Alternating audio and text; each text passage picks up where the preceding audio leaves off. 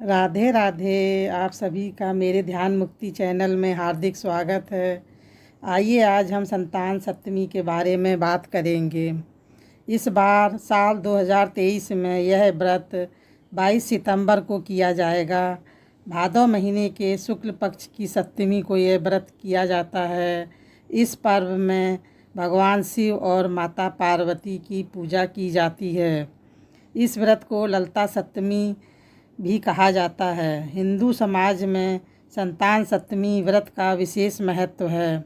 यह व्रत संतान की लंबी आयु के लिए किया जाता है। आइए संतान सप्तमी की कथा सुनते हैं। अयोध्या का राजा था नहुस।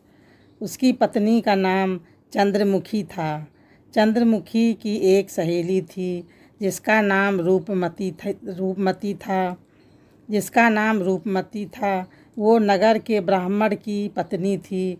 दोनों ही सखियों में बहुत प्रेम था। एक बार वे दोनों सरयू नदी के तट पर स्नान करने गई।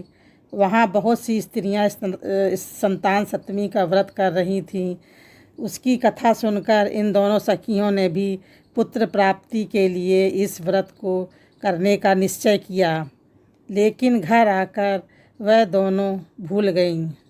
कुछ समय बाद दोनों की मृत्यु हो गई और दोनों ने पशु योनि में जन्म लिया। कई जन्मों के बाद दोनों ने मनुष्य योनि में जन्म लिया।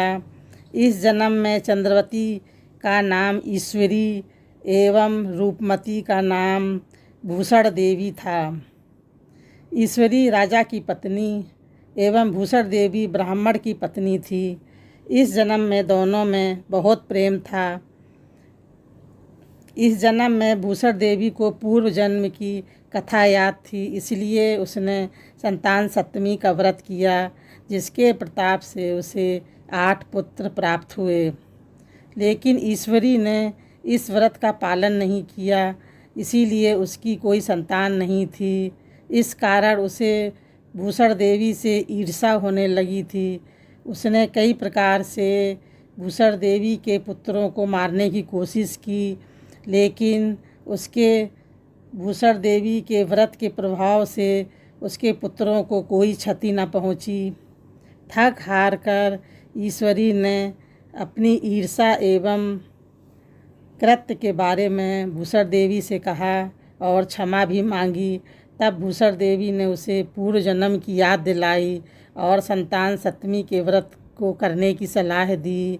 ईश्वरी ने पूरे विधान से व्रत किया और उसे एक सुंदर पुत्र की प्राप्ति हुई। इस प्रकार संतान सप्तमी के व्रत का महत्व जानकर सभी मनुष्य पुत्र प्राप्ति एवं उनकी सुरक्षा के उद्देश्य से यह व्रत का पालन करते हैं।